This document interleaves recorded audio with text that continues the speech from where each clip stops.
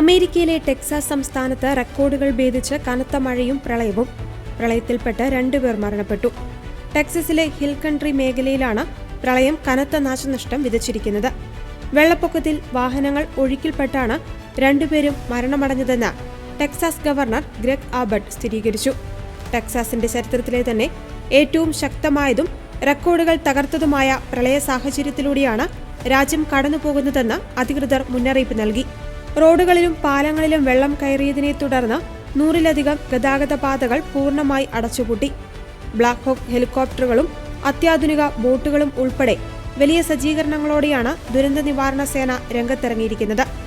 ഇതുവരെ വെള്ളപ്പൊക്കത്തിൽ കുടുങ്ങിയ 230-ലധികം ആളുകളെ അധികൃതർ സുരക്ഷിത സ്ഥാനങ്ങളിലേക്ക് മാറ്റിയിട്ടുണ്ട്. ആളുകൾ അനാവശ്യമായി റോഡുകളിൽ ഇറങ്ങരുതെന്നും ഉയർന്ന പ്രദേശങ്ങളിലേക്ക് മാറി താമസിക്കണമെന്നും ഗവർണർ കർശന നിർദ്ദേശം നൽകിയിട്ടുണ്ട്. കഴിഞ്ഞ വർഷം ഇതേ മേഖലയിലുണ്ടായ പ്രളയത്തിൽ 100-ലധികം ആളുകൾ മരണപ്പെട്ടിരുന്നു.